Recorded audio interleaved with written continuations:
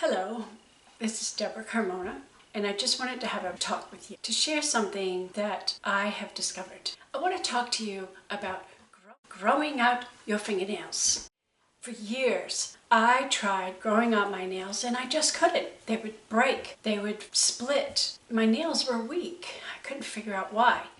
Look at them now. What's my secret? I used to try all sorts of products. Mary Kay, I remember, had a 4-step process. You'd have an undercoat, and then maybe some sort of a primer, and then your main color, and then a top coat. If you could get all 4 layers on successfully without messing it up during the process, they looked nice. But it still doesn't last so long, and then eventually the polish chips and you have to remove everything, remove all the layers. It was quite a process, and I can remember being so frustrated trying to get through it all successfully without messing up one nail. I once knew a dermatologist, and she said polishing your nails is not help. It's not good. Your nails, just like your hair, just like your skin, it needs to breathe, and it's actually better to be all natural. So I stopped polishing my nails. I stopped painting my nails. You'll never see me with polish on my nails. Back when I was selling Mary Kay, I even tried to do the acrylic nails for a while. But that meant regular trips to the salon to have them redone, because inevitably you have the same problem. One will fall off, one will chip, break, it doesn't look good anymore, and it's got to be redone. Well, that could add up. That could be even more costly to do that. So I quit doing that, and when I did, I learned that those acrylic nails covering up my natural nails were destructive to my nails, and it took me a while to grow my nails back out to where they look healthy. Well, today I am all natural. I do not polish my nails, I do not use acrylic nails, and I have longer nails than I have had in a very long time, which is quite amazing. How am I able to grow my nails out today when I couldn't years ago? That's what I'm going to share with you. What I have learned is that the acetone in the fingernail polish remover is what weakens your nails. So that constant painting, removing the polish, painting, removing the polish, you're doing more damage besides covering up your nails so they cannot breathe and grow naturally. That acetone is weakening the nails, and that's why you can't grow them, and they split and they break and just don't hold up. Today I have all natural nails, all natural hair, and I try my best to live a natural life as much as possible. Over the years, especially the last 10 years or more, I have been gravitating towards a more natural lifestyle. I went to my natural hair color. I stopped dyeing my hair. Years ago, I dyed my hair, and I dyed it for like 20 plus years. The reason I did is because I felt like my hair was prematurely turning gray, but it's not premature. Most women color their hair because everyone's scared of getting old. Everyone's scared of looking old. And I was kind of prompted when a woman asked me if my hair was prematurely gray because I'd had because of my childhood. And that bothered me. I was like, is that what people think? I don't want people to think that. So that really pushed me over the edge.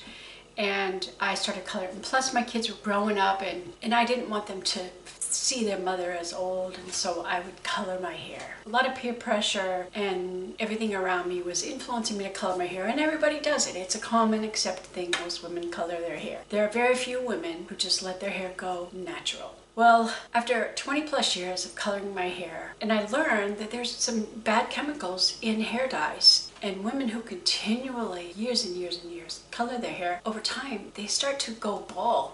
And up top, their hair is thin. They don't realize they're doing destruction to their own body. Plus, our skin tone changes. Our hair changes, our skin tone changes. As with my dyed dark hair, I would look in the mirror and I did not like my reflection because my face looked pale against the dark hair.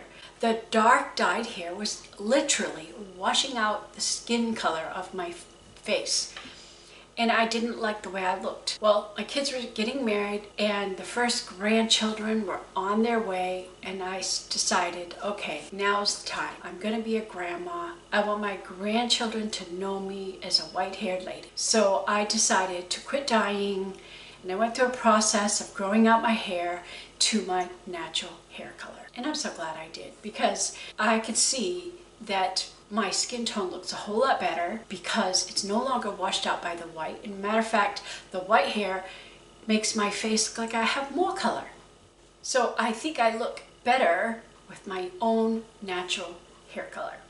So that's just one of those things of going natural.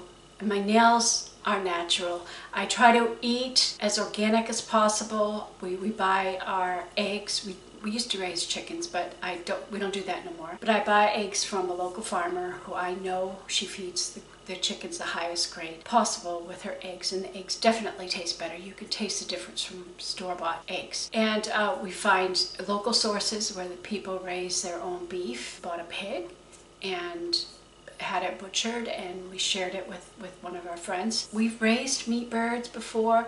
My friend raises meat birds and we buy from them. We've helped process the chickens. My husband would manage the plucker, and my job was the gutter. It's not a job I love, but I can do it. It's one of those things I wanted to know how, so for survival reasons, if ever I needed. One of the reasons we got chickens was, well, I like the eggs, but I also kept them as a backup. We needed chickens, but now I got a friend, and they have 100 chickens, and they continually refresh their flock, raise meat birds, so we can get chicken very easily from them, and I know it's good meat. You know, you can't trust what you buy in the grocery store. That should be concerning to us all. Bought a pig.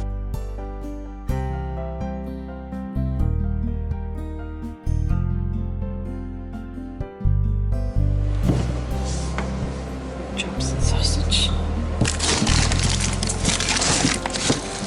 That's a huge slab of bacon. Yes.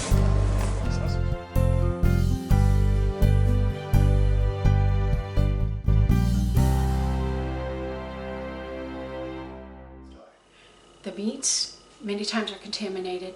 Chickens, the way that they're farm raised in these big old barns, they don't go outside, they don't get fresh air and sunshine, they don't eat a natural diet, they don't scratch for bugs and grub and worms and things like our chickens used to. They're in tiny places, crowded, dirty, nasty, no sunshine, no fresh grass, no greens. Their diets is not good, and they're prone to disease, so they feed them a bunch of antibiotics, and then that antibiotics gets in the meat and you consume it. So there's a lot of things. Big farm, factory farm. I'm not talking small farm. Small farm chickens, the cows, they graze naturally. Their meat's good, but the big farms, to provide it to the grocery store in mass, it's not the best quality. And a lot of our meat in America now it may be raised here, but then it's shipped to China to be processed and then shipped back. It's like, what's the point of that? I believe in American made, America first. We need to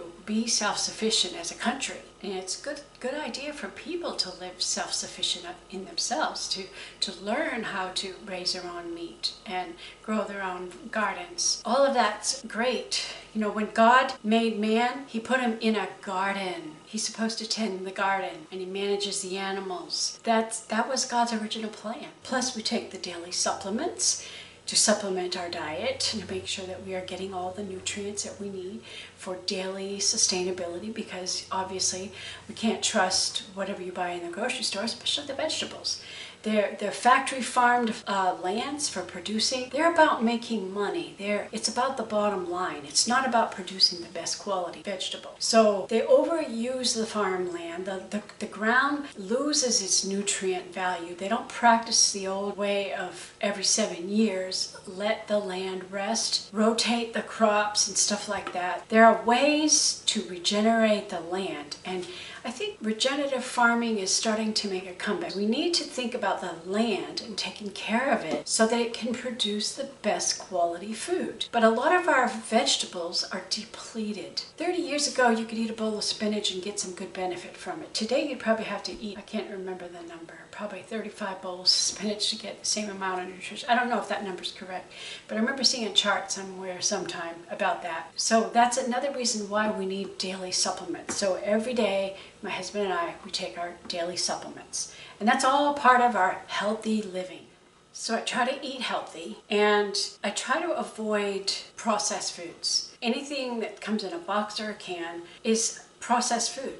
And there's a lot of things that are put in our foods that are just not healthy. I do most of my own cooking at home. I bake my own breads, bagels, sliced bread, sandwich bread, hot dog rolls, hamburger rolls. I make all of that. I do all of my cooking at home, and when I cook, I don't use those coated, supposedly non-stick Teflon pans because they flake off and they get into your food. Instead, I prefer cast iron.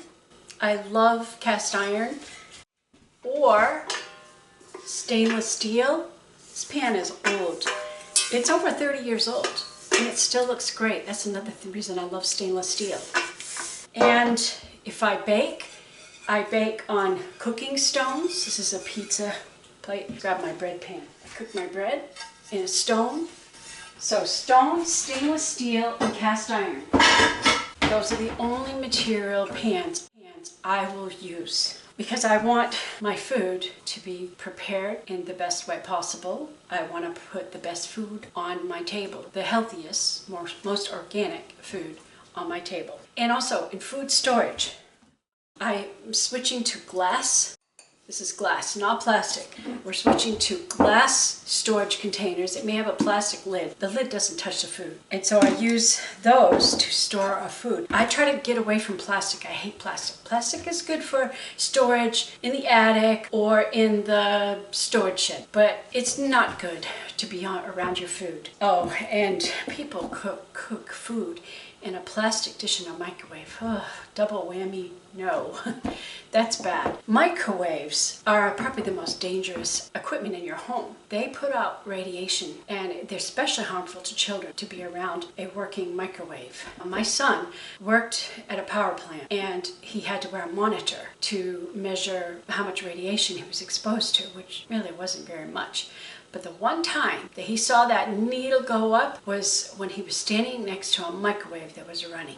That's when he had the highest reading. Microwaves put off radiation. Radiation is not good for you. That's why I don't like to get mammograms. I've had one. I'm not going to go every year or every 5 years or whatever they want, because that's not good for the body. The more times you're exposed to radiation, the more likely you're going to get something like cancer. So I try to avoid that. That's why I don't like to fly anymore, because I don't want to go through that body scanner and have my entire body under a radar. I just don't want to do that. I want to avoid that kind of stuff. On this journey of going healthy, this journey of living healthy and making better choices for my health, for the health of my husband and I, there's so many aspects to it. Another aspect is that we drink filtered water. The water source you have, usually it's city water, they put fluoride in it. They put chlorine in it because they want to kill bacteria. And this possibility, we live in a farm area. There's a big, huge farm that's right out here. They probably use pesticides and chemicals to fight the insects. Chemicals runoffs can get into your water. There's so many contaminants, even microplastics can get into your water. So there's so many things that could get into your water. So we put a water filter under our kitchen sink. Didn't cost very much. You don't have to spend thousands of dollars on a whole water house. I would like that because I worry about the water when I shower. I'm exposing my body to whatever's in that water from the shower. It'd be nice to have a whole house system, but for now we have a water filter system underneath our kitchen sink so that our drinking water, not the whole house, but our drinking water is safe for drinking. Filters out all that garbage. The filter itself is made in the USA, so That's a good thing. Under the sink, easy to install, takes about 20 minutes, works great. Matter of fact, if you want to get one for your house, you could use Carmona 15, the Epic water filtration system. I drink a lot of water. It's easy for me to drink water. I enjoy the taste of water. So we could be poisoned from our foods, from our water, from the air. I can't do anything about the air. In our home, we try to deal with the quality of the air. We have air filters in our home. Oh, by the way, while I'm talking about that, candles, anything with a perfume, it's usually got a bad chemical in it. A toxic chemical, because it's not food, it's not consumable. The disclosure of the ingredients, the chemical ingredients, don't have to be shared. When you get a perfume, you have no idea what's in it. I despise perfumes. I don't like perfumes at all. Instead, I use essential oils for a fragrance, because essential oils come from plants. They either come from the root, the bark, the leaf, or the flower. And they're very natural and they smell so good. So I buy DoTerra essential oils. Magnolia is my favorite fragrance. So I wear that like a perfume. I know that it's healthy, I know exactly where it came from, and I know it's not gonna hurt me and there's no bad chemicals in it. I also put essential oils in my drinking water. But I also use essential oils in my water because essential oils, there's benefits to it. I usually start my morning off with lemon essential oil because lemon is alkaline and it's important to keep your body system alkaline. If you can stay alkaline, you'll stay pretty healthy. But if your system gets acidic, well, you're going to have health problems. And it's important that your body is alkaline. And we have, in our bathroom, we have little testing strips that you can test your urine to see if you are alkaline or acidic. If you stay alkaline, you're not likely going to get sick. But if you are acidic, you're going to have health problems. So I always have lemon in my water in the morning, and throughout the day I'll use different oils. I like wild orange. It gives me a little extra boost. Sometimes I use grapefruit, and there's various oils that I use. Every morning I put a lemon essential oil in my water for that very purpose. Also, you won't get kidney stones. It's here in the South, I think it's their diet. They eat a lot of high fat, high salt, and sweet. Oh my goodness, sweet stuff. Their sweet tea. I can't stand it. It's too sweet. I will drink my tea without any sugar at all. And I don't drink tea very often. Not the cold tea as much. Usually only when I go out to restaurants will I have unsweet tea. But they put way too much sugar in their tea. Too much sugar, too much fat, and too much salt. And it's like you're always hearing, oh, they got a kidney stone. Oh, they got a kidney stone. Oh, they got a kidney stone. My husband and I, we've never had kidney stones. Hopefully we never will. I do not take medication.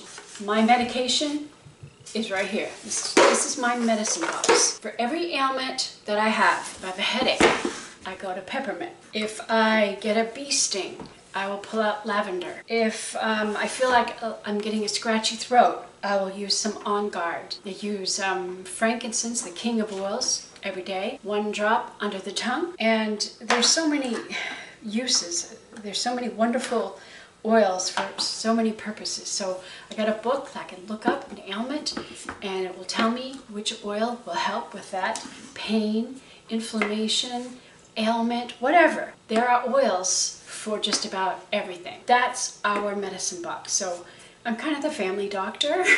I think I'm doing a pretty good job. 5 years ago, my husband was diagnosed with prostate cancer. I put him on an essential oil regimen. He has these oils in the bathroom every single night. Before going to bed, he applies his oils. So, what is my secret? Growing out my nails. Well, one thing is drinking water.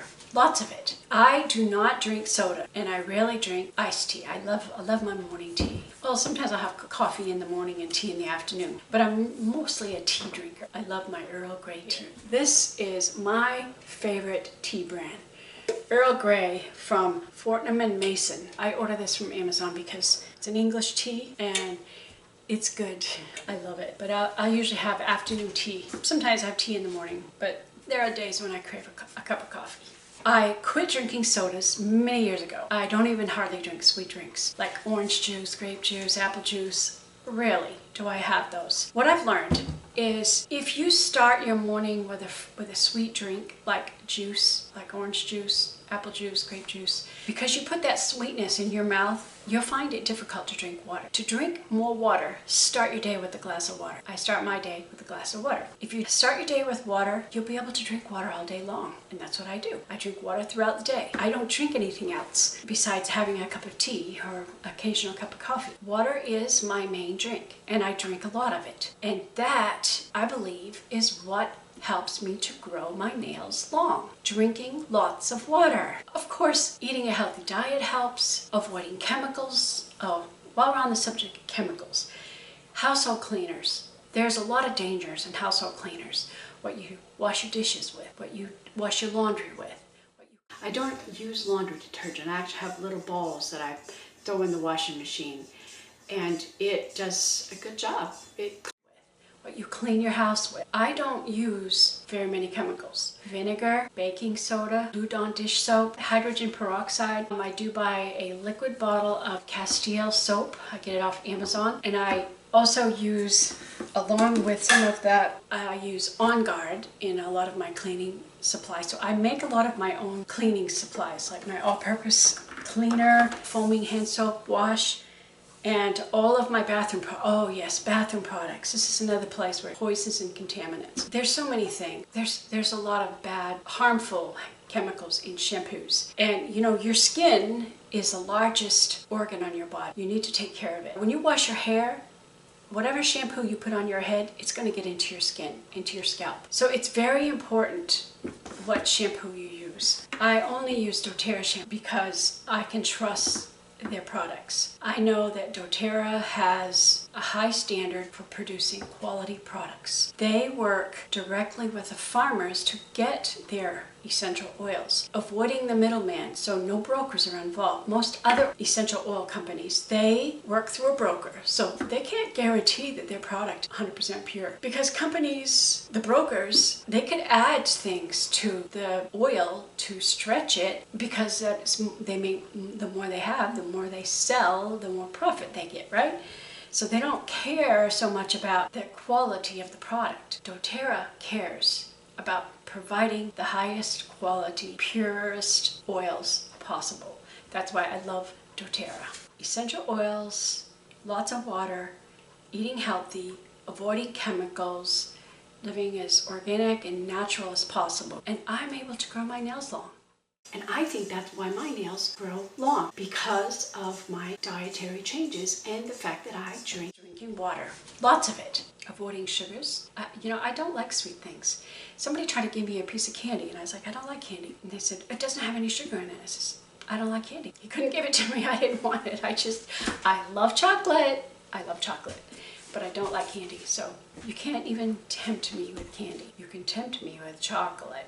I love chocolate. Healthy living, healthy choices, food, water, avoiding chemicals. Living healthy, you get healthy nails. So I am able to grow my nails and keep them long. So anyways, I just want to share that with you, and I probably talk too much. That's what happens when I talk off the cuff. I do trim my nails, file them, and I buff them if I want a little shine to them to keep them well groomed, because you don't want little ragged edges that's going to get caught on something. I prefer my nails rounded. Some people prefer them square. Doesn't matter. It's not right or wrong, or here or there. I mean, people have their own preferences, their own choices. That's fine. My preference happens to be round. I do a lot of crafting projects, and I don't want corners that catches on things, so I like them rounded. So I do spend some time on grooming them, once or twice a week maybe, or as needed. Keeping them clean and filed, trimmed, and polishing them with a buffer, not polish, but buffer, with a buffing block. So anyways, I hope you found that helpful, useful. Who's been struggling, trying to grow your nails, how you can grow your nails out long by making healthy choices. Drink lots of water. Thanks for watching.